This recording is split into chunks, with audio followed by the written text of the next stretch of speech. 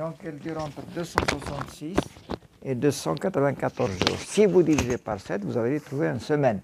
Donc, la grossesse dure entre 38 et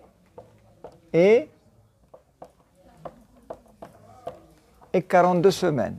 Donc, la grossesse dure entre 38 et 42 semaines.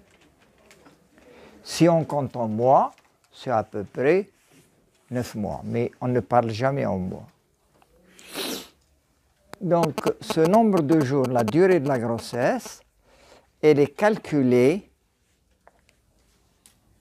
à partir de quoi? À partir de la date des dernières règles, parce que certaines personnes parmi vous calculent l'âge de la grossesse à partir, soi-disant, de la date de fécondation ou d'ovulation. La date d'ovulation ou la de fécondation, on ne la connaît pas. Donc, on ne peut pas dater une grossesse à partir, soi-disant, de l'ovulation. C'est faux, elle est imprécise. Donc, la grossesse, elle est calculée à partir du premier jour des dernières règles, à partir de la DDR. Il faut donc connaître la DDR.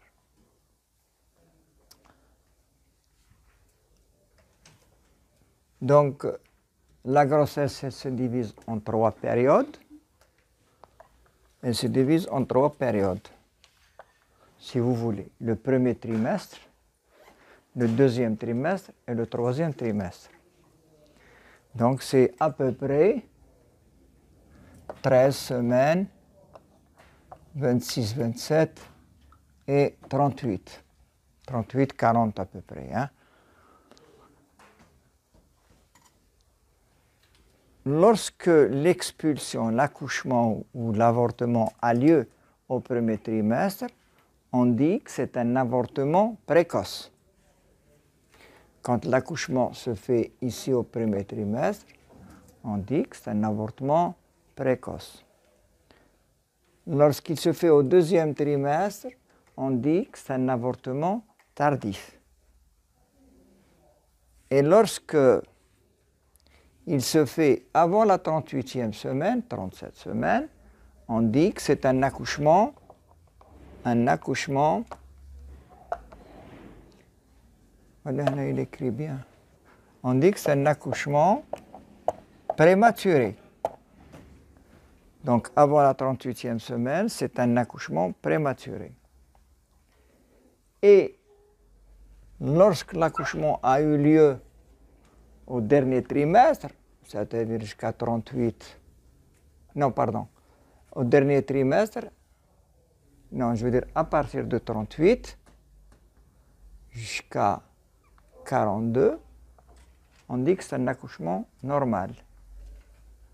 Entre 38 et 42, la femme peut accoucher à 39, elle peut accoucher à 40, elle peut accoucher à 41 et à 42. Seulement, lorsque la grossesse dépasse les 40-41 semaines, on dit que c'est une grossesse prolongée.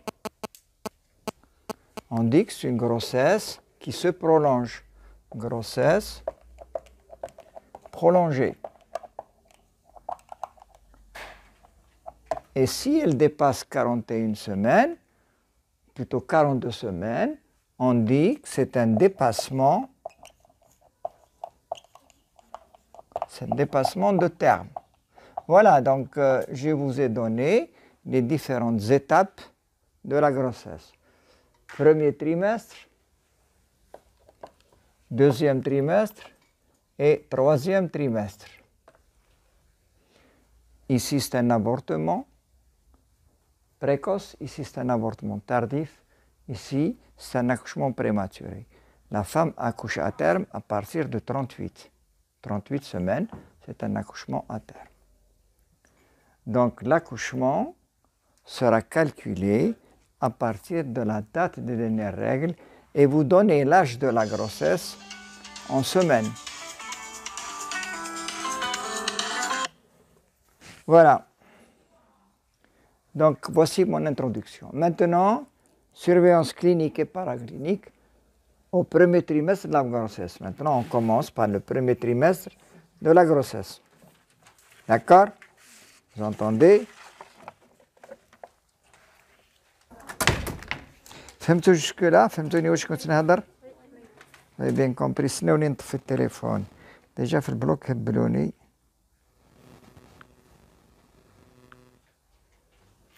Très bien. Donc, surveillance au premier trimestre de la grossesse. Et au premier trimestre de la grossesse, ce qu'il faut d'abord commencer, c'est le diagnostic de la grossesse. Diagnostic de la grossesse. Alors, le diagnostic de la grossesse, il est clinique.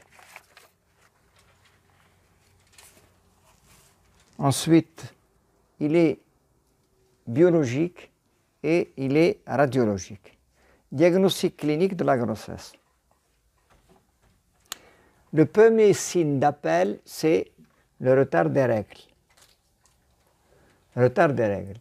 Donc, chez une femme antérieurement bien réglée, qui a un cycle régulier, tout retard de grossesse doit faire évoquer, tout retard de règles doit faire évoquer une grossesse. Le premier diagnostic, quand une femme consulte, et elle vous dit, docteur, marié ou pas, hein, elle vous dit, docteur, j'ai pas eu mes règles depuis, j'ai un retard 3, 4, 5, 6 jours, vous pensez à la grossesse. Donc, vous devez éliminer donc la grossesse. Donc, en général, le diagnostic est facile. Je répète, toute femme donc antérieurement bien réglée qui fait un retard de règles, le premier diagnostic à évoquer est la grossesse.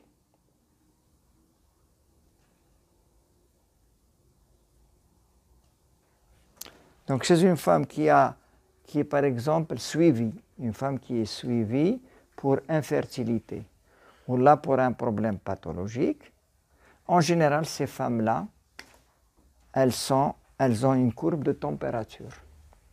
Donc la femme qui a une courbe de température et qui vient vous dire, docteur, j'ai pas eu mes règles, vous consultez la courbe de température, comme ça, et puis si la courbe de température est biphasique, phase folliculaire, phase progestative, et que la phase lutéale se prolonge, donc diagnostic, si vous voulez, mais jamais on ne pose le diagnostic de la grossesse avec la courbe de température, sauf chez les femmes qui désirent une grossesse, qui font une surveillance. Par exemple, vous lui demandez, faites-moi une courbe. Je vous ai dit la dernière fois qu'il faut vous demander à la femme, faites-moi une courbe de température pendant 3 mois pour voir, et pour voir si elle ovule ou pas. Et cette femme vient vous voir, elle vous dit, voilà, j'ai pas eu mes règles, mais la courbe de température est biphasique, et elle se prolonge. Donc, à partir de la courbe de température, on peut poser le diagnostic de la grossesse. Mais c'est un peu tiré par les cheveux. Alors, maintenant, si une femme ignore ses dernières règles, ou bien lorsque la femme a des cycles irréguliers, ou bien lorsque la femme est en aménorrhée, c'est-à-dire elle fait une aménorrhée secondaire, comme ça, ou bien parfois elles sont sous pilule progestative qui donne des retards. Normalement, sous pilule, elle n'est pas enceinte. Ou bien certaines femmes qui sont sous pilule, par exemple, elles font des retards. Là, le diagnostic est difficile. Et donc là, il faut faire un examen clinique. D'accord? Donc une femme qui a, par exemple, généralement, les femmes qui sont sous traitement progestatif, les femmes qui sont parfois sous pilule, on verra plus tard quand on va vous traiter les aménorrhées, certaines femmes sont sous pilule et puis elles font une aménorrhée post-pilule, ça existe. Donc vous ne savez plus si elle est enceinte ou pas. Donc le premier élément pour commencer à faire ce diagnostic, c'est l'examen clinique. Alors, si maintenant la date des dernières règles n'est pas précise, ou bien si la femme a une aménorrhée secondaire, donc il faut faire l'examen clinique. Et à l'examen clinique, il y a des modifications. Il y a des modifications que nous allons voir. Donc on va voir modifications cliniques au cours de la grossesse. Et on va commencer par l'examen au spéculum. Donc, quand vous faites au spéculum, on va voir une femme couchée comme ça. Je ne sais pas pourquoi ce... Hena, il écrit bien, hein? Et là-bas, il n'écrit pas bien. Voici l'utérus, voici le vagin. Donc vous avez une femme qui est en aménorrhée secondaire, les règles méjouches, donc vous allez chercher un diagnostic de grossesse, cliniquement. Donc le premier geste que vous allez faire, c'est l'examen au spéculum. Alors l'examen au spéculum va montrer l'examen du col. L'examen du col. Normalement, un col en dehors de la grossesse, un col normal, il est de couleur rose, rose pâle. Rose pâle, avec, ça dépend quelle période du cycle vous examinez, avec la présence d'une glaire qui peut être filante, qui peut être limpide, claire, ou bien si vous examinez la femme en deuxième phase du cycle, il n'y a pas de glaire, donc c'est une glaire opaque. Donc quand vous examinez une femme qui a un retard de règles, le col qui est rose pâle, si la femme est enceinte, le col devient brun, à peu près lilas, la couleur lilas. Les fleurs, vous connaissez les fleurs de lilas? Les fleurs, les lilas? Non, c'est pas à Batra qu'il y a des fleurs. Hein? Très bien, donc plaisante.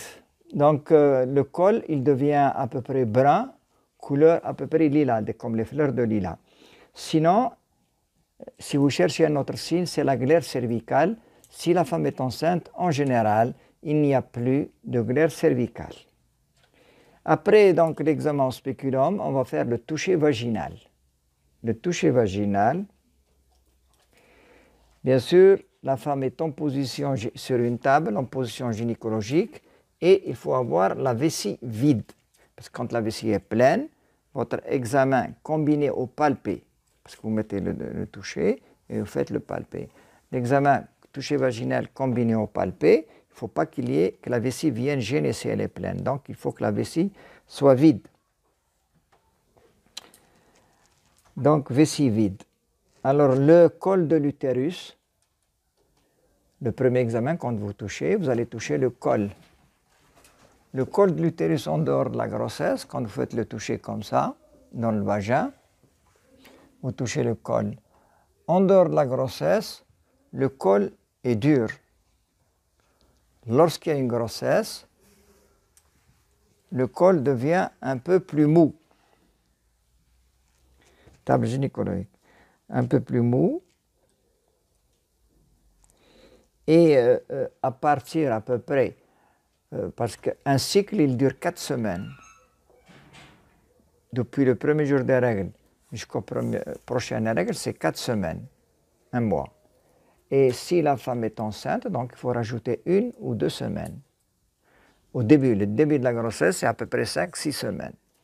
Donc, le toucher vaginal va montrer un col qui est mou, qui n'est plus dur, et un utérus qui est augmenté de volume. L'utérus est augmenté de volume.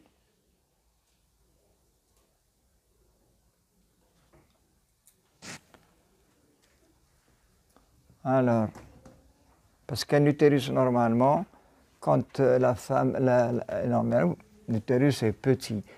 Un utérus, il est à peu près de cette taille, en dehors de la grossesse. Quand la femme est enceinte, il augmente un peu.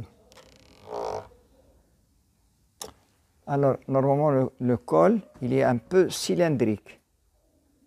Vous connaissez ce que ça veut dire cylindrique? Oui. Et quand la femme est enceinte en début, il devient sphérique. Tu sais ce que ça veut dire sphérique? Hein? Tu sais la sphère? Comme un ballon. Donc, voici un utérus comme ça, normal. Et si la femme est enceinte, voici le cul-de-sac, les cul-de-sac latéraux. Ça, c'est les cul-de-sac latéraux. Et le cul-de-sac postérieur, c'est le Douglas. Et celui qui est en avant, c'est le cul-de-sac vésico-utérin. Donc, si vous prenez l'utérus sur 4 dimensions, latéralement, c'est les cul-de-sac latéraux. En avant, c'est le cul-de-sac vésico-utérin. En arrière, c'est le cul-de-sac de Douglas qui sépare l'utérus du rectum. Donc, quand la femme est enceinte, l'utérus qui était de forme oblongue devient sphérique. Il devient à peu près comme ça. Et le toucher vaginal va montrer les cul-de-sac latéraux comblés. Comblés, c'est-à-dire remplis. Avant, on ne touchait pas les cul-de-sac, mais quand l'utérus devient... Donc, on touche les cul-de-sac latéraux, ils deviennent complets. Donc, la perception, le fait de toucher, la perception des cul-de-sac latéraux montre que c'est un utérus qui est augmenté de volume, qui est bonbon, qui occupe les cul-de-sac latéraux. Ce signe-là, si vous le trouvez, si vous trouvez ce signe, il s'appelle le signe de Noble. C'est le signe de Noble. Donc, c'est traduit un utérus sphérique augmenté de volume qui comble les cul-de-sac latéraux. D'accord? Et cet utérus peut atteindre la taille, cet utérus-là peut atteindre la taille d'une orange à 10 semaines.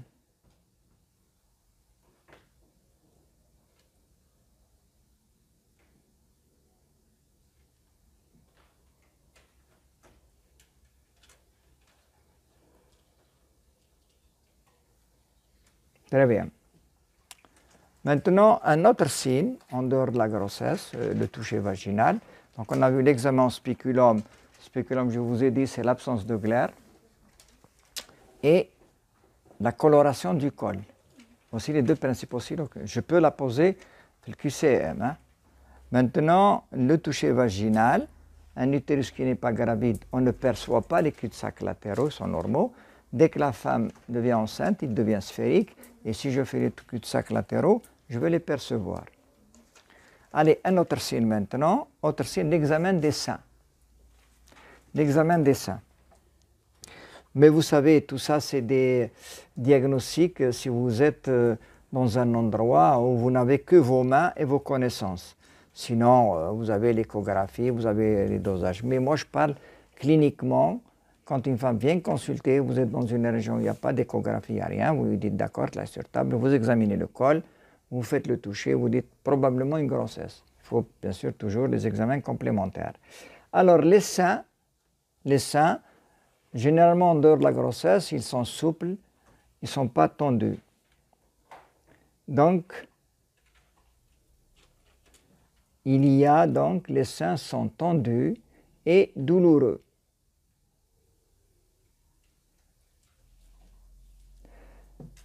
Donc, les seins augmentent de volume, ils sont douloureux. Et puis, au niveau du mamelon, quand vous prenez le sein comme ça, au niveau du mamelon ici, il y a une hyperpigmentation des tubercules. On appelle ça les tubercules de Montgomery. Donc, il y a une augmentation du volume des seins qui deviennent lourds, donc tendus. Et l'aréole du sein, l'aréole c'est au niveau du mamelon,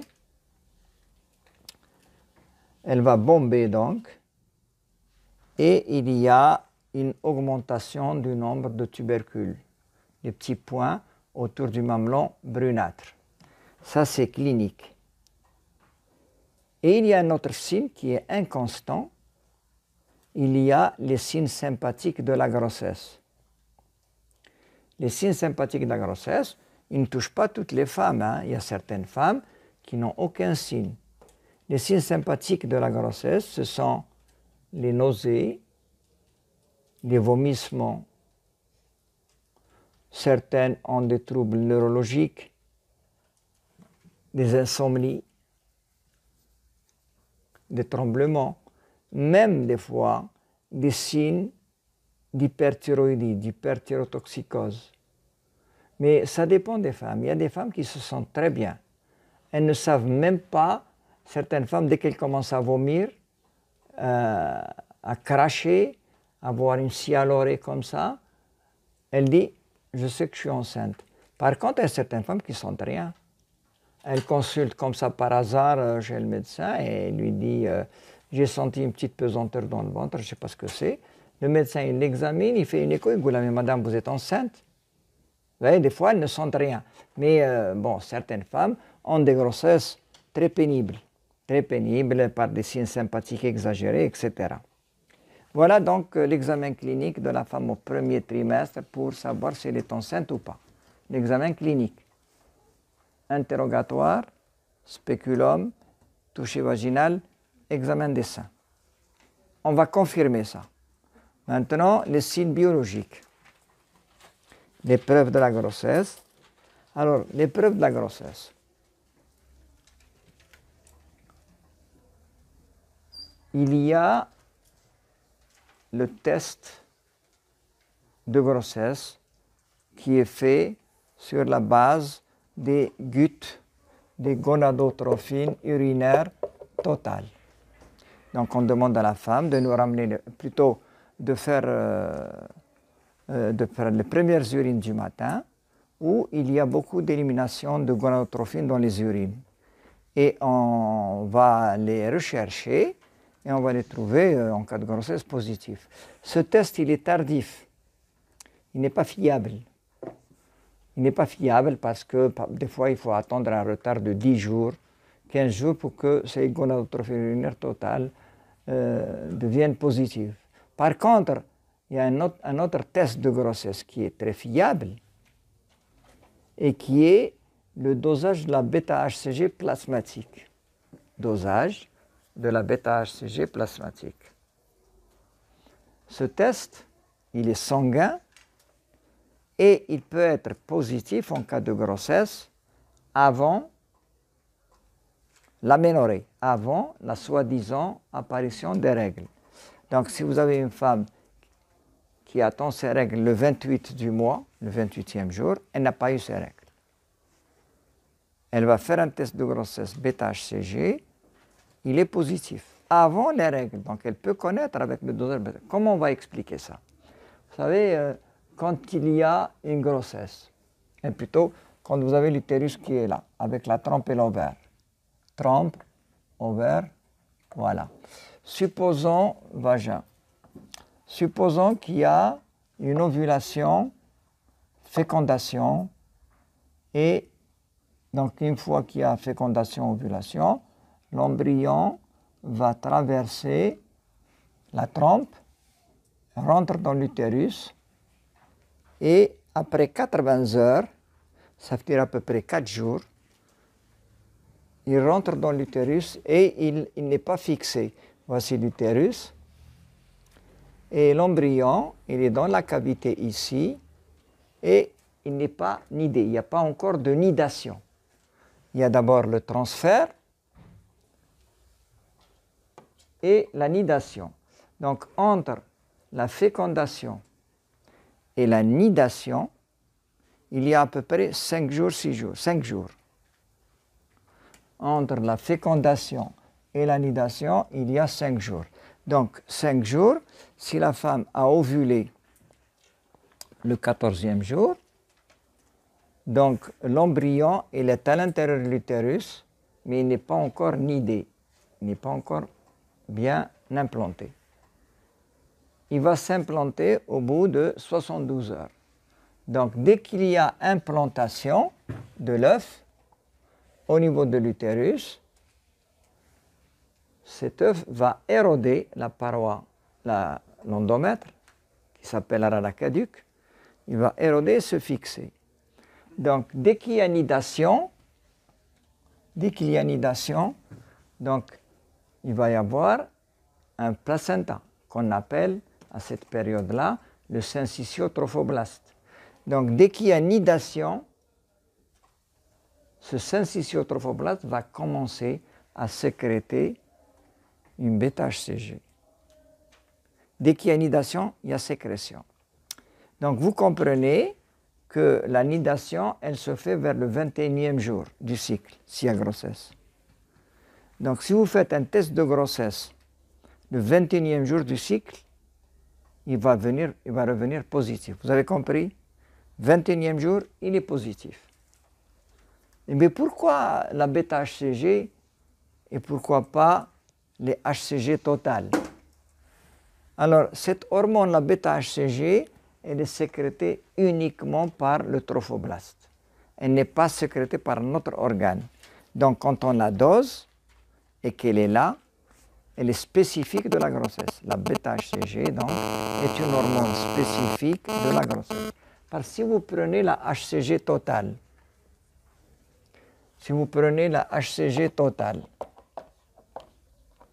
la HCG, l'hormone chorionique, elle a deux bras, deux chaînes. Il y a la chaîne alpha, vous la connaissez, et la chaîne bêta. La chaîne alpha et la chaîne bêta. Bêta LH, bêta FSH, bêta HCG, etc. Et alpha LH, alpha FSH, alpha TSH, alpha bêta HCG. Donc les deux hormones. Donc la seule hormone qui est sécrétée, vous comprenez très bien que dans la bêta HCG, vous n'allez pas demander la bêta HCG. Parce que quand vous demandez bêta HCG, vous allez recevoir le résultat de la alpha et de la bêta. De la alpha TSH, la alpha LH, la alpha FSH. Donc ils vous répondent 300, vous dites c'est une grossesse. Alors que c'est faux. Vous avez compris? Non? Vous n'avez pas compris? La HCG, c'est une hormone qui est composée de deux chaînes. Les deux chaînes sont alpha et bêta. Celle qui est sécrétée par le trophoblaste, c'est-à-dire par le placenta, c'est la bêta-HCG. Aucun autre partie du corps, mitelle, rein, foie, ovaire, ne sécrète la bêta-HCG. La bêta-HCG est uniquement sécrétée par le trophoblaste. Donc, et puis, il y a les alpha-SH, alpha-TSH, l'hypophyse, l'hypothalamus, tout ça, sécrète, même la thyroïde, etc., ils sécrètent leurs hormones. TSH, oui, la TSH, la LH, qui est sécrétée par la FSH, ils existent dans la HCG. Mais vous, ce qui vous intéresse pour voir la grossesse, c'est la bêta-HCG. Donc, si vous dosez la HCG globale, vous allez prendre dedans la FSH, la LH. Et si le taux devient élevé, vous dites que c'est une grossesse, alors que c'est faux. Celle qui est spécifique là, c'est pour ça qu'on demande maintenant la bêta-HCG. C'est la seule qui est... Enfin, comprenez que la bêta-HCG, c'est la seule hormone spécifique de la grossesse. Docteur, la LH donne HCG. La LH? La LH est une HCG, c'est comme ça. Elle fait partie de l'HCG. Mais il dit que la HCG fait deux branches. La alpha et la bêta. L'alpha LH, l'alpha TSH, l'alpha FSH, etc. Donc si vous demandez la HCG globale, bêtement, l'hypophyse sécrète deux hormones, FSH et LH. Et au 14e jour, il y a un pic de LH qui va provoquer l'ovulation. Et donc, si vous dosez, par exemple, la bêta-HCG, plutôt vous dosez la HCG, la LH est comprise dedans. Et vous allez trouver un test positif. Alors que c'est faux. Vous avez dosé toutes les hormones globales de la HCG. Pour dire qu'elle est enceinte, pour dire que c'est une grossesse, c'est la bêta-HCG, c'est une seule hormone qui est sécrétée par le syncytiotrophoblaste qui appartient à la grossesse. Voilà. Donc le dosage de la bêta-HCG plasmatique, si la femme est enceinte, il peut être positif à partir de l'implantation, à partir de la nidation ou l'implantation, kiff. Donc chez une femme enceinte, si vous dosez la bêta-HCG le 24e jour du cycle, il revient positif. Vous avez compris? Voilà, donc c'est la bêta-HCG. Alors, vous êtes au premier trimestre, vous découvrez qu'elle est enceinte. Alors maintenant, qu'est-ce qu'il faut faire? Deuxième examen qu'on va demander après la bêta-HCG, alors on va faire l'échographie. L'échographie, maintenant, c'est un examen indispensable. C'est un examen indispensable qui va permettre de donner une date à la grossesse. Une date à la grossesse. Alors, quand on fait une échographie, c'est pour rechercher à l'intérieur de l'utérus, un sac. On va chercher un sac. Ça s'appelle le sac gestationnel intra-utérin. Le sac gestationnel intra-utérin. Vous avez compris? Alors, si vous le trouvez, vous dites qu'elle est enceinte. Si vous ne le trouvez pas, vous dites Belek, elle n'est pas enceinte. Pourquoi peut-être elle n'est pas enceinte? Parce que le sac gestationnel, il est visible à l'échographie. Il y a deux types d'échographie. Il y a l'échographie conventionnelle suspubienne et il y a l'échographie endovaginale. L'échographie endovaginale, elle est au contact direct avec l'utérus, alors que l'échographie suspubienne, il y a une distance loin de l'utérus. Donc, l'échographie endovaginale va donner un diagnostic plus précoce que l'échographie pelvienne. Alors, ce sac gestationnel, il est visible à l'échographie endovaginale. Le sac gestationnel, il est visible à l'échographie endovaginale vers la 4e, 5e semaine. Si vous faites une échographie endovaginale, comme ça, vous allez voir le sac vers 4-5 semaines. Si on fait une échographie suspubienne, le sac n'est visible qu'une semaine plus tard, vers la 5e, 6e semaine. Donc vous écrivez que le sac gestationnel intra-utérin est visible à l'échographie endovaginale vers la 4e, 5e semaine, si vous êtes pressé. Sinon, vous pouvez attendre un peu, vers la 5e, 6e semaine, et vous voyez le sac gestationnel intra-utérin vers la 5e, 6e semaine, un peu plus tard.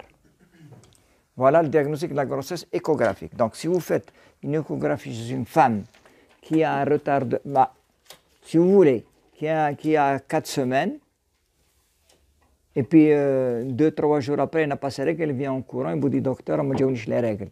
Vous faites une échographie, vous pouvez ne rien trouver. Vous ne trouverez pas de grossesse, parce que c'est encore petit.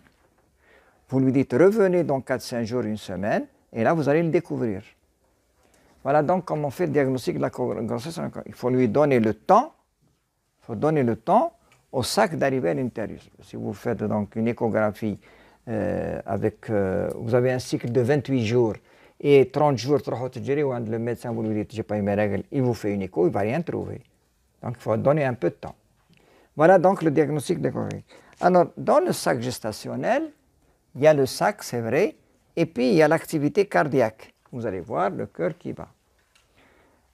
Et donc, quand vous découvrez que vous posez le diagnostic de grossesse intra-utérine, sac gestationnel intra-utérin, vous dites maintenant, est-ce que la grossesse est évolutive, elle est normale ou pas? Donc, vous allez chercher le cœur, l'activité cardiaque. Donc, la recherche de l'activité cardiaque, elle est visible qu'à partir de la 7e, 8e semaine. 7e, 8e semaine.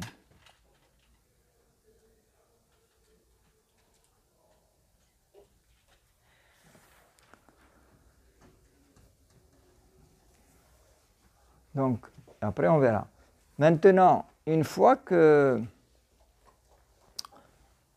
vous avez posé le diagnostic de la grossesse, soit par le sac, soit par l'activité cardiaque, vous allez dire, il y a un autre moyen, et quand vous faites l'échographie, vous mesurez le diamètre du sac Vous mesurez le diagnostic. Et nous avons une courbe de croissance.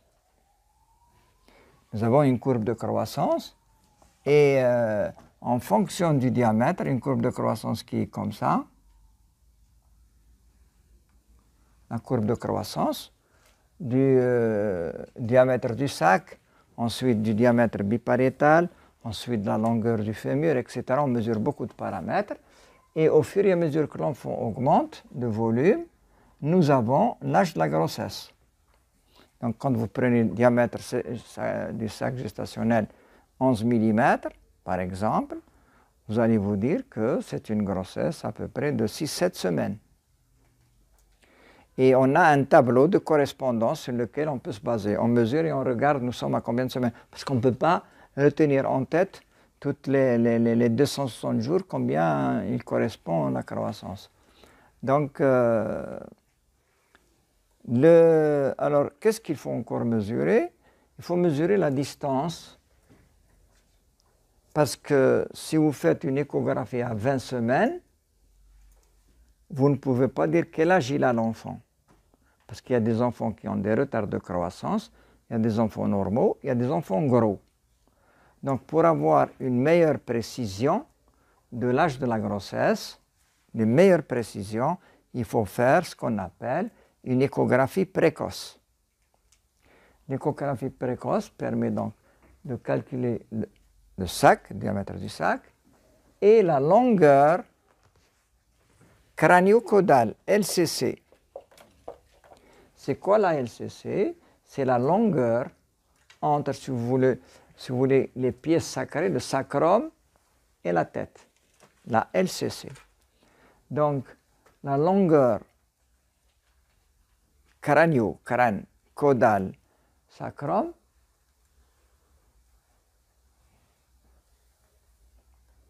la mesure donc de cette LCC et de ce sac donne des précisions sur l'âge de la grossesse.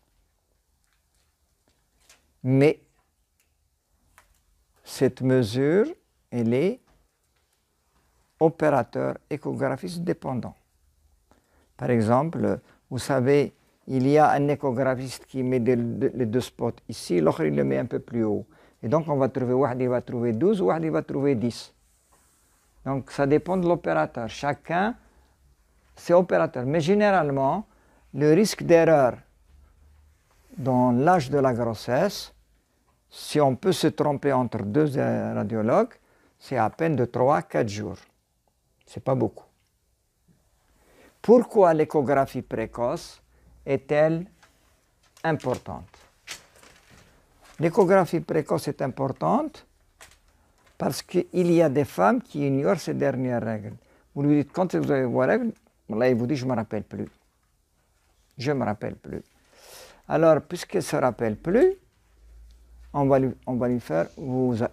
lui demande, est-ce que vous avez fait une échographie précoce au premier trimestre de la grossesse? Elle peut vous dire oui. Vous lui dites, montrez-moi l'échographie précoce.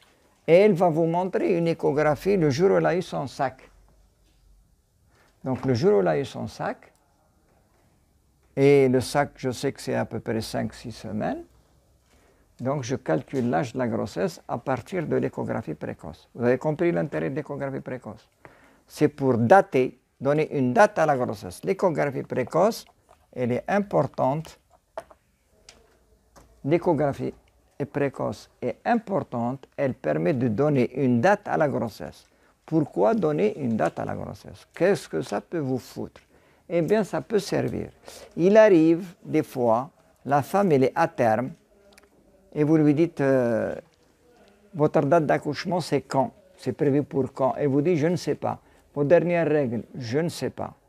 Elle vous dit, docteur, j'ai dépassé mon terme, je suis à 10 mois de grossesse, chose qui n'existe pas.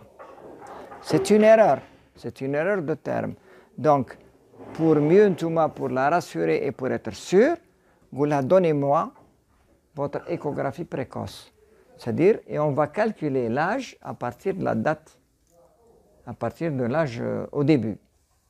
Mais si une femme qui n'a jamais fait d'examen, qui ne connaît pas ses dernières règles, elle vient me voir On à peu près au 8e mois, comme vous dites. 8e, vous savez, c'est vaste. Hein? Elle vient me voir au 8e. L'échographie ne permet pas de donner l'âge. Elle donne à peu près. Elle va trouver un bip à 86. Mais ça ne veut pas dire que je peux donner l'âge. Parce qu'il y a des femmes qui ont à 7 mois, qui sont à 35 semaines, elles ont un bip à 86. Il y a des femmes qui sont à 32 semaines, qui ont un bip à 94. Ça dépend du macrosomie. Il y a des enfants gros. Leur fémur est gros, la tête est grosse, etc. Donc l'échographie tardive, plus tard, elle ne sert pas, elle ne sert à rien. Elle permet juste pour dire qu'il n'y a pas de malformation, présentation céphalique, macrosome, retard de croissance hypotrophe, c'est tout, mais il ne peut pas vous donner l'âge. L'âge, vous devez faire attention, c'est au début de la grossesse que vous avez une idée sur l'âge. C'est là le repère tchak. D'accord? C'est votre date de naissance. Monsieur, Ah. monsieur 5-6 semaines de DDR, Choix? le sac gestationnel. Hey. Donc, on a 5 à 6 semaines. C'est l'âge de l'enfant, là, 5-6 semaines depuis le DDR. فهمتوا la question تاعو؟ ما فهمتوهاش؟ Même chose, واش راك تخلط؟ دي دي ار ولا لاج دو لونفون واش؟ نو نو ما تهضرليش انا قلت لكم ما تهضروليش تحوس لي على لا فيكونداسيون وطلع هاني قلت لكم باش تحكيو الحكايه هذه شكون قال لك لا فيكوندي في تيل جور؟ Vous avez un seul repère qui est connu, c'est la DDR. La fécondation, comment tu fais? Donc l'âge de la grossesse, il est exprimé. Attention pour les exercices. Attention pour les exercices, attention pour les cas cliniques. L'âge gestationnel, il est donné en semaine à partir de la DDR. Même les mesures échographiques, elles correspondent par rapport à la DDR. Ne parlez plus de l'âge de la fécondation ou la haja. Mais parce que personne ne la connaît. Jusqu'à quand on dit échographie précoce? Ah non? Jusqu'à quand échographie précoce? Je mets tous les précoces et on ne sait pas l'âge de... Hey. Jusqu'à quand? Jusqu'à quand l'échographie précoce n'est plus ماهيش précoce. ماهيش efficace. هكا. حاب يقول jusqu'à 20 semaines. Non, non, attends, n'écris pas. Si نقول لك تجي ديري une échographie à 20 semaines, On ne sait pas l'âge. est-ce que c'est précoce? Non. Non. Il y a l'échographie précoce de préférence. Vous savez que la médecine n'est pas une science exacte. Si vous faites une échographie au premier trimestre avant la 12e semaine, le risque d'erreur est de 3-4 jours. تغلطي par rapport à la DDR, ما تعرفيش la DDR, mais avec une écho précoce نعطيها لك avec une erreur de 2 jours, 3 jours. Mais si je vous fais une échographie à 20 semaines, le risque d'erreur est de 1 semaine. D'accord? نقدر نغلط. Donc de préférence, plus l'échographie est précoce le premier trimestre, plus elle est fiable, elle est correcte. Et plus vous avancez, et plus ça devient, le risque d'erreur est important. Mais dans la littérature, il ne faut pas la prendre en compte. Dans la littérature, l'échographie précoce peut aller jusqu'à 16-17 semaines. Mais c'est faux. Il vaut mieux faire une échographie de préférence avant 8-9 semaines. Vous avez une précision. Mais si vous allez plus loin, ça commence. Ce n'est pas parce que un homme a les cheveux blancs ou l'autre il a les cheveux noirs qu'il y a une grande différence d'âge. Ça ne veut rien dire. Je connais des étudiants qui sont à peine comme vous, comme ça en 5e année, qui ont déjà des cheveux blancs. D'accord? La même chose hein, pour la dentition. Il y a des gens qui n'ont plus de dents à 25 ans, 30 ans. Il y a d'autres qui ont toutes leurs dents. Ça ne veut rien dire. Vous avez compris? Donc, il ne faut pas tenir compte du diamètre et du poids. D'accord? Les enfants, les enfants de mères diabétiques, ils ont des gros enfants, 4-5 kilos. Les mères d'enfants plutôt les mères hypertendues qui ont une HTA. Ils ont des enfants à terme, à 40 semaines, ils ont des enfants de 2 kilos. Ou la diabétique, elle a des enfants à 5 kilos. Donc si vous prenez ces deux mamans et vous leur faites une échographie à 20 semaines, vous allez mesurer le fémur. La diabétique, elle est à terme, puisque le fémur est à 77 et le bip à 94, alors qu'il est à peine à 25. Et que si vous prenez une HTA à terme, vous lui faites une échographie, vous allez trouver un bip à peine à 82. Ça veut dire qu'il est à 28 semaines. Donc, vous perdez le contact, vous perdez les mesures à partir à peu près de la 17-18e semaine, ce n'est plus fiable. Donc, il vaut mieux faire, plus c'est précoce, plus c'est bon. Allez, on a posé le diagnostic de la grossesse, on a fait l'échographie, maintenant c'est confirmé. Comment surveiller maintenant? Surveillance de la grossesse. Donc, la surveillance de la grossesse, au premier trimestre, il faut rechercher les anomalies. Certaines anomalies fœtales, pas toutes. Certaines anomalies fœtales qu'on peut dépister, telles que la mole. Après, vous verrez ce que c'est que la mole hydatiforme. Vous pouvez faire un dépistage de la trisomie 21, le mongolien. Vous pouvez faire le dépistage de la trisomie 21 qu'on peut faire à l'échographie entre la 11e et la 12e, 13e semaine à peu près. Alors, pour rechercher quoi? Vous avez la tête, oui. Bref.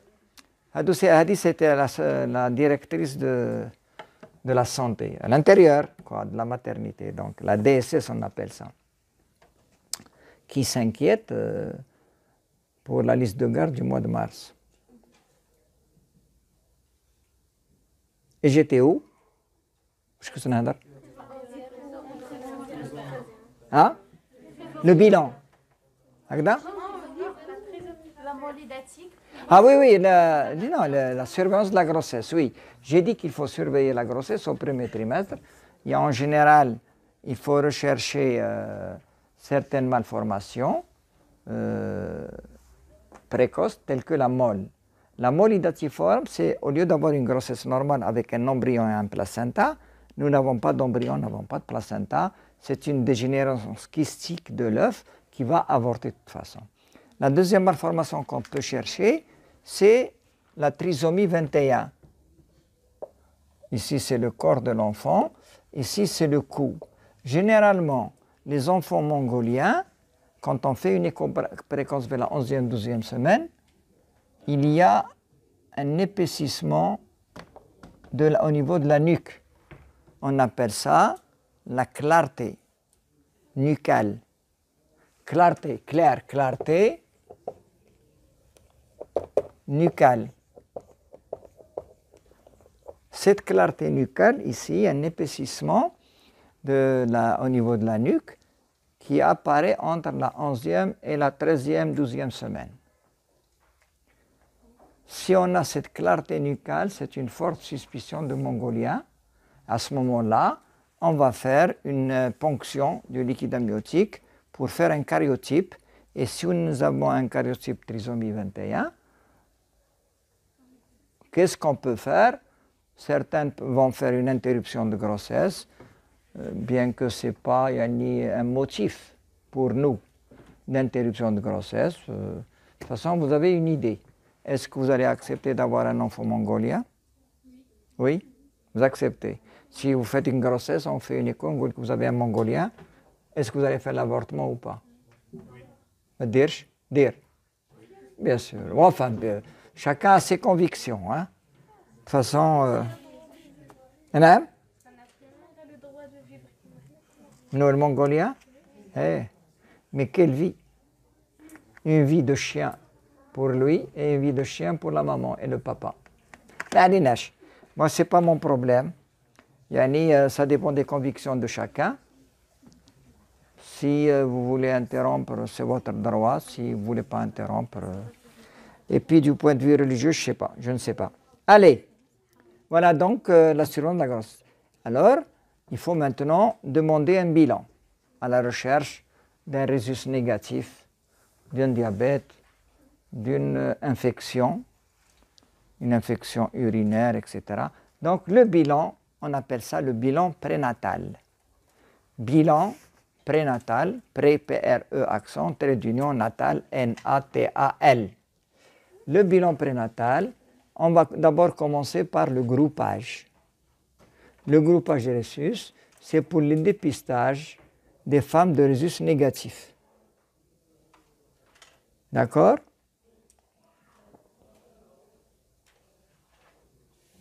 Ensuite, on doit demander la recherche des agglutinines irrégulières pour détecter la recherche des agglutinines irrégulières pour détecter, dépister une iso-immunisation rhésus. On va faire ce cours, on va le faire plus tard. Donc le premier test, le premier prélèvement, c'est le groupage, c'est très important. En cas d'hémorragie, au moins vous connaissez le groupage pour transfusion. Le rhésus, c'est à la recherche d'incompatibilité rhésus. Quand par exemple, la femme est de rhésus négatif, homozygote bien sûr, et le mari, rhésus positif, hétérozygote ou la homozygote. De toute façon, quand on va faire ce cours, un enfant, plutôt une maman de rhésus négatif, quand elle se marie avec un homme de rhésus positif, s'il est hétérozygote, on va avoir 50% d'enfants négatifs et 50% d'enfants positifs. Et s'il est homozygote, grandé, on aura tous les enfants de rhésus positifs.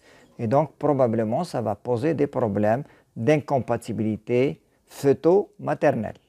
Comme vous allez voir après. Donc, groupage de rhésus obligatoire, premier examen. Ensuite, la recherche des agglutinines irrégulières. Ensuite, ce qui est obligatoire également, qui est exigé par la législation, c'est la sérologie obligatoire de la toxoplasmose, de la rubéole et de la syphilis. Alors, ces maladies-là, elles peuvent entraîner des avortements et elles peuvent aussi entraîner des malformations fœtales. Donc, il faut les dépister. Et puis, il faut faire un dépistage aussi de l'HIV. Ce n'est pas obligatoire, mais de toute façon, il est fait. Mais on va mieux le demander. Maintenant, on demande aussi les sérologies de l'HIC, l'hépatite C et B, et le dépistage de l'hépatite B. Ils sont un peu obligatoires. Vous savez, donc, ces sérologies-là, surtout pour la toxoplasmose, si vous avez fait une sérologie de la toxo et qu'elle revient négative, ça veut dire que la femme n'est pas immunisée. Il faut refaire le test de la toxo une fois par mois. Il y a d'autres sérologies telles que la rubéole. Alors, normalement, toutes les femmes doivent avoir un bilan prénuptial. Avant le mariage, toutes les femmes doivent connaître leur sérologie. Parce qu'après, les femmes ne font pas du tout de sérologie, même pas un groupage. Une fois mariée et elle est enceinte, elle vient, on lui demande un bilan, on trouve par exemple sérologie de la toxo à 50 ou de la rubéole à 50. Alors, je ne sais plus. Bien sûr, il y a les IG, les IgM, et puis le contrôle dans 3 semaines. Donc, on ne sait plus si c'est une infestation récente ou là, c'est une immunisation. Quand on ne connaît pas les sérologies antérieures avant le mariage. Donc, il vaut mieux, pour les jeunes filles, il vaut mieux faire votre bilan maintenant, ou bien la veille de votre mariage, pour savoir si vous êtes immunisé ou pas. Parce qu'une fois enceinte, on ne sait plus si tu es immunisé ou là, c'est une infestation récente. Et c'est très important. Une infestation récente, c'est très grave. Une immunisation, c'est parfait. Donc, dépistage des sérologies. D'accord?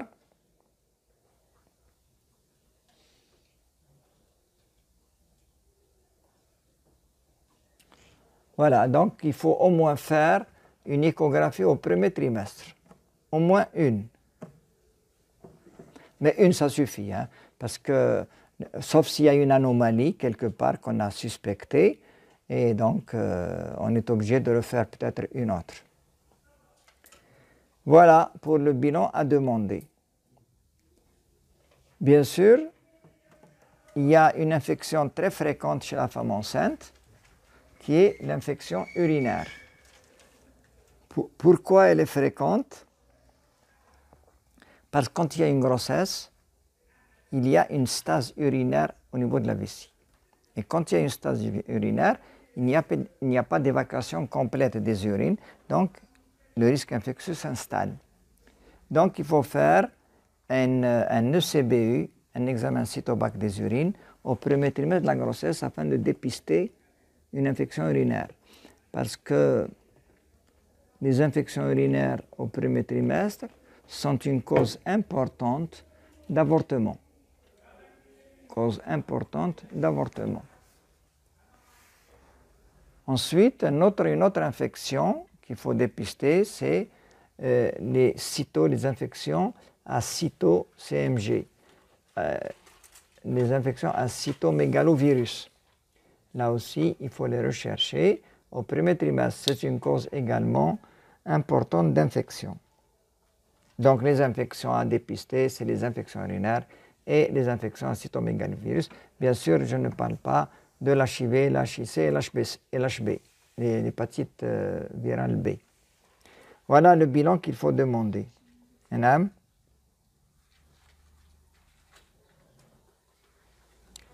Est-ce que... l'hépatite B, l'hépatite C. Est-ce que maintenant, pendant la grossesse, est-ce qu'il faut faire un frottis cervico-vaginal? Oui.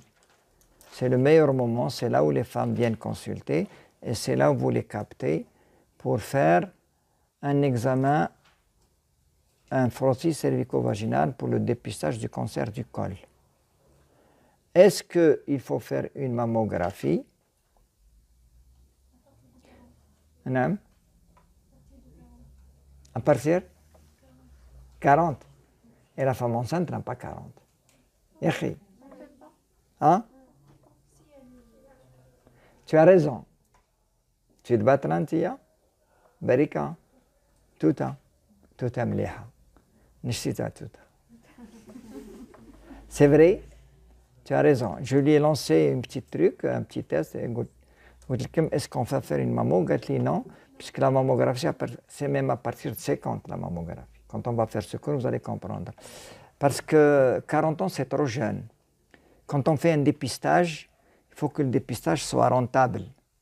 Vous allez faire 1 million de mammographies et vous allez trouver une seule. Ça ne mérite pas quand même. D'accord? Mais si vous faites un dépistage à 50 ans, vous allez trouver une dizaine. Donc vous comprenez très bien que l'âge du dépistage du cancer du sein, il est vraiment inutile. Mangouche inutile, mais il n'est pas rentable. Il n'est pas rentable avant 40 ans. C'est pour ça que l'Algérie maintenant, elle a fixé le dépistage à 40 ans. En Europe, le dépistage du sein, c'est 50 ans. Parce que moi, le coût de la médecine, ça compte beaucoup. C'est pour ça qu'on a... Bon, ce n'est pas notre problème aujourd'hui. Voilà donc ce qu'on va faire au premier trimestre. Maintenant, au deuxième trimestre, qu'est-ce qu'on va faire? Au deuxième trimestre, donc, on va refaire une échographie à 22 semaines. Deuxième trimestre, une échographie à 22 semaines. Pourquoi à partir de 22 semaines? C'est pour voir pour évaluer la vitalité fœtale, c'est-à-dire des mouvements actifs fœtaux. Donc, deuxième trimestre, à partir de la 20-21 semaines à peu près, on va faire un examen clinique à la recherche des mouvements actifs fœtaux, MAF. Les mouvements fœtaux apparaissent vers la 21e semaine. Et puis, il faut chercher s'il y a des signes anormaux. Et il faut faire un examen clinique, pas échographique d'abord. Parce que la femme, elle vous dit, il me donne des coups de pied. Généralement, ou là, certaines femmes viennent dire, il ne bouge pas. Donc, généralement, le fœtus commence à bouger, à donner des coups. On appelle ça les mouvements actifs fœtaux, à partir à peu près de la 21e semaine. Donc, l'examen clinique à la recherche des mouvements actifs fœtaux. Ensuite, c'est un trimestre, généralement c'est un trimestre qui est calme, le deuxième trimestre. Donc, on va faire un examen clinique et un interrogatoire à la recherche de métrorragie, qui est métrorragie ou bien des contractions utérines qui témoignent des contractions utérines qui témoignent d'une menace d'avortement tardif. Les métrorragies et les douleurs pelviennes, contractions utérines, ce sont les signes d'une menace d'avortement tardif, ou bien les métrorragies et les mouvements actifs. Et en même temps, il faut rechercher les signes d'infection urinaire. Je vous ai dit qu'il y a des infections urinaires chez la femme enceinte à cause de la stase urinaire. Les urines restent longtemps dans la vessie, donc il y a un risque d'infection. Il y a une compression des uretères par la grossesse, par l'utérus, qui va donner également une stase urétérale, une stase dans l'urtère qui peut même donner des hydronéphroses.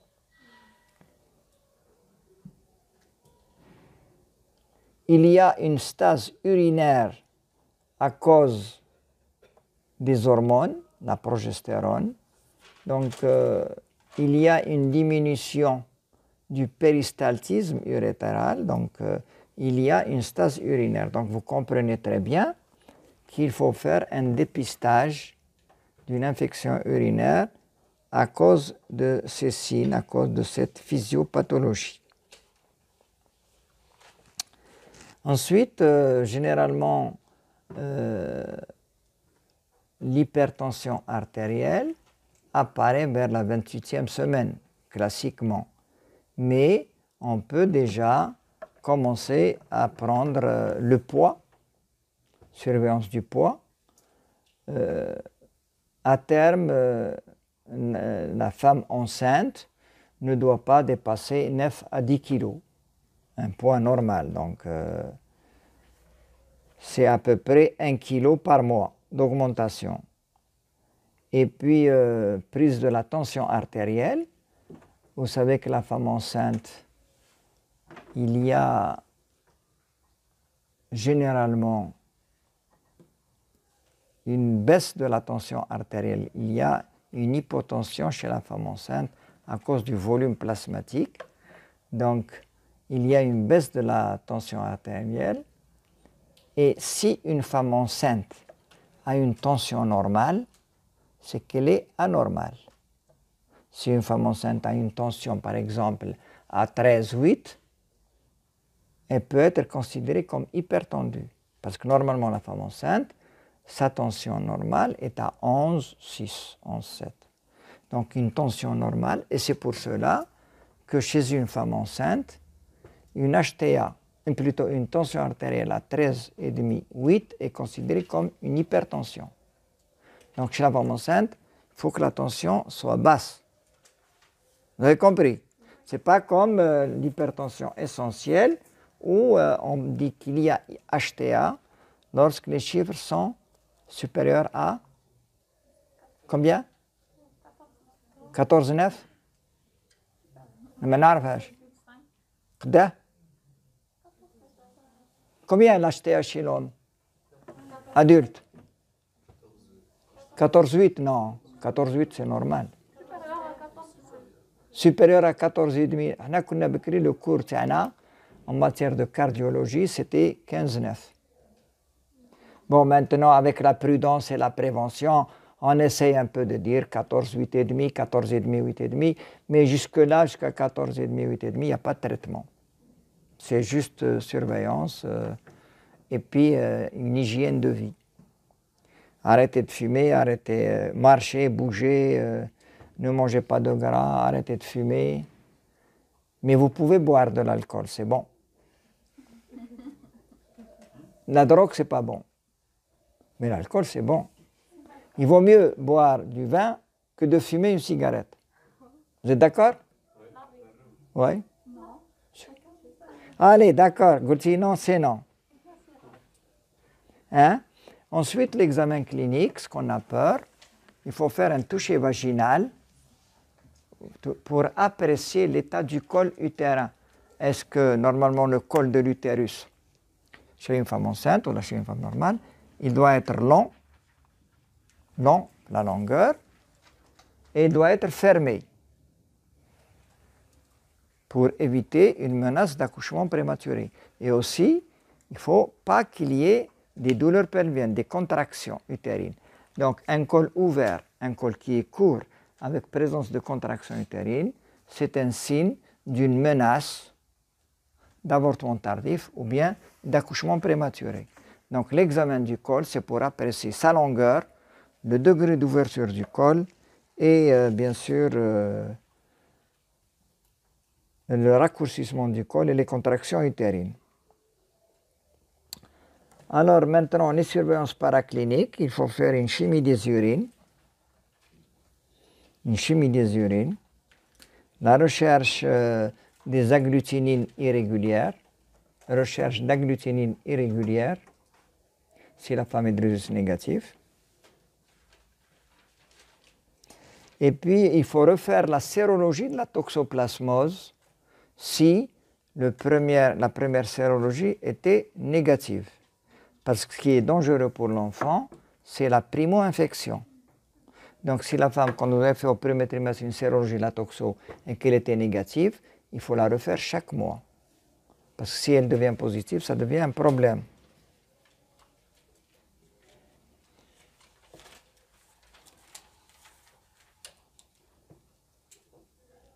Ensuite, au deuxième trimestre, généralement, à partir de la 24e semaine, vous allez le voir aussi dans le cours sur le diabète et grossesse, à partir de la 24e semaine, le placenta va sécréter une hormone, l'HPL, l'hormone placentaire lactogène, qui a une action hyperglycémiante. Donc, il faut dépister, toujours au deuxième trimestre, et nous sommes au deuxième, pour dépister un diabète gestationnel. Le risque chez la femme, parce que le placenta qui sécrète cette hormone, l'HPL, a un risque d'hyperglycémie. Donc il faut dépister un diabète gestationnel à la 24e semaine. Voilà ce que vous devez faire.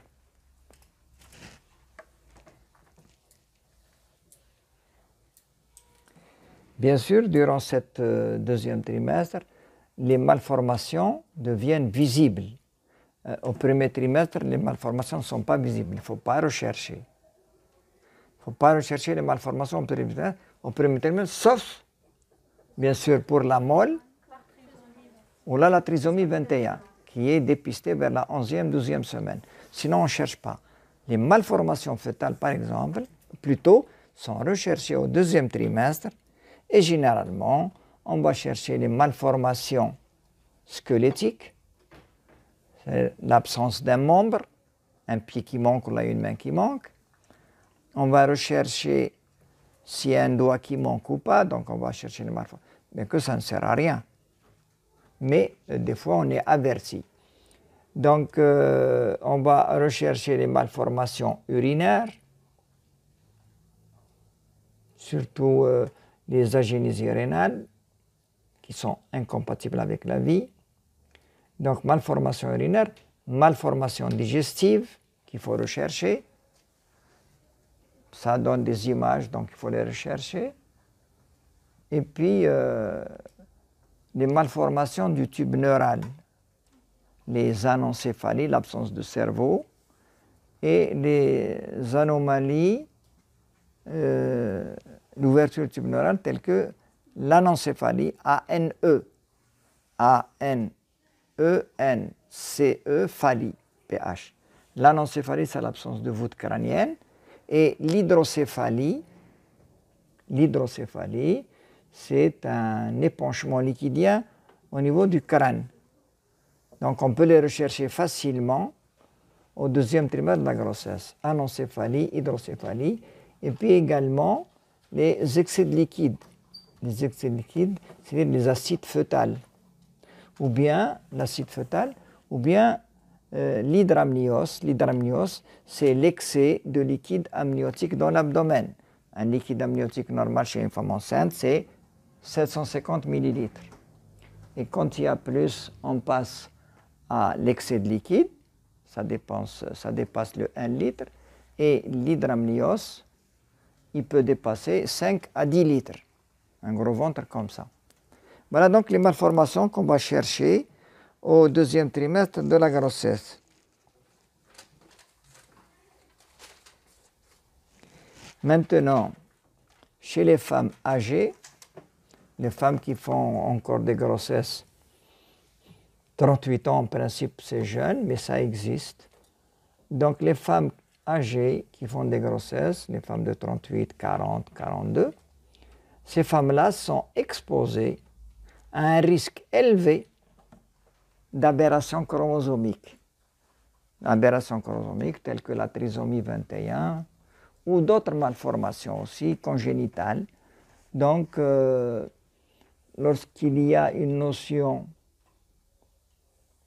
d'hérédité, de consanguinité, ou bien en général, en Europe, les examens sont accessibles, les examens sont faciles.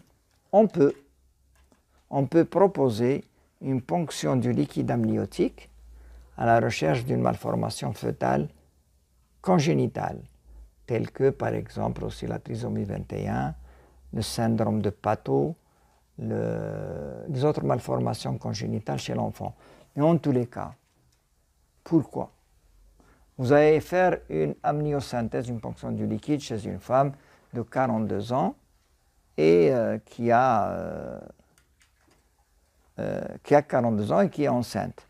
Donc vous dites, moi j'ai peur, il y des Mongoliens, je vais faire une ponction. Vous tirez le liquide, vous envoyez en cytologie, plutôt en cytogénétique, et ils vous répondent présence par exemple, une malformation type syndrome de Turner, syndrome testicule féminisant, trisomie 21, et puis la femme est enceinte, elle est à 28 semaines, 30 semaines. Qu'est-ce que vous allez faire? Vous allez faire l'avortement. En principe, moi je trouve que c'est des examens qui n'ont pas beaucoup d'intérêt pour nous, peut-être qu'il vaut mieux ne pas voir.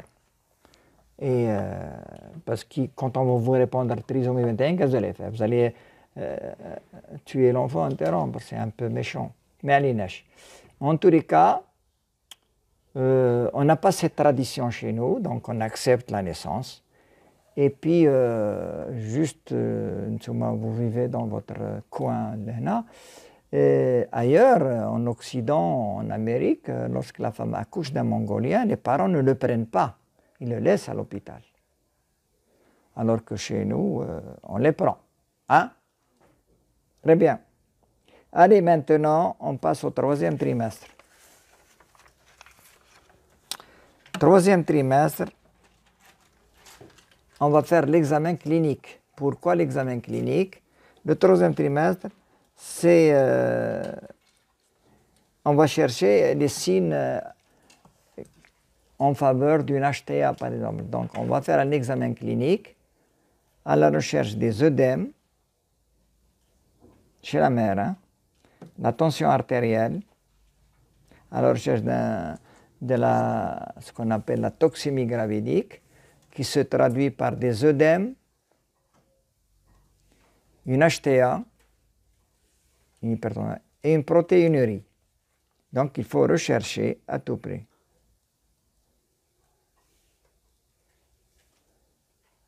Donc, au troisième trimestre, on va apprécier la vitalité fœtale. On va chercher la vitalité. On demande à la femme, est-ce qu'il a beaucoup de mouvements actifs par jour? En général, l'enfant doit avoir plus de 2 ou 3 épisodes de mouvements actifs. Oui, Abla. 2 à 3 mouvements actifs par jour. Des petits coups de pied qu'il donne. Wesh. هذوم اكسترن كاينين لي زانترن هنا بونديه بنات ولا ذكوره داكور عابله قدا في الساعه 3h 3h30 هيا جو تيرمين donc voilà généralement au troisième trimestre on cherche l'état de la mère, surtout à la recherche d'une toxémie gravidique. Donc, il faut chercher la présence d'œdème, d'hypertension et de protéinurie dans la chimie des urines. Ensuite, il faut faire le pronostic de l'accouchement. Est-ce que cette femme va accoucher par voie basse ou par voie haute? Pronostic de l'accouchement. Donc, on va faire une estimation du poids fœtal. On fait une échographie fœtale pour voir la biométrie qui comprend le diamètre bipariétal, la longueur du fémur, la circonférence abdominale et on doit faire également un examen du bassin. On fait un toucher vaginal. Le bassin,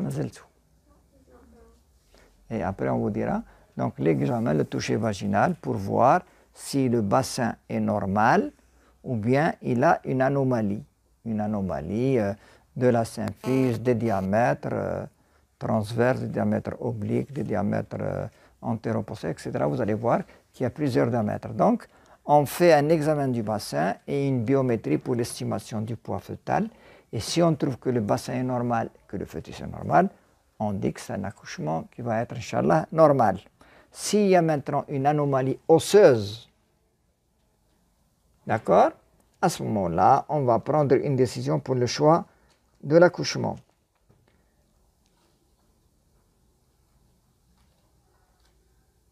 Et puis je crois que c'est tout. C'est tout. Le troisième trimestre, c'est surtout réservé deux principales choses. C'est la recherche de la toxémie et la deuxième, c'est la voie d'accouchement. Donc sur le pronostic, on fait une confrontation fœto-pelvienne. Si c'est compatible, donc vous rassurez la patiente, vous dites que votre accouchement, Inch'Allah, sera normal. Si maintenant il y a des anomalies entre le bassin et le fœtus, à ce moment-là, on va décider quelle voie d'accouchement on va choisir. Voilà ce que j'ai à dire pour la surveillance. Donc vous devez surtout, vous devez être à cheval.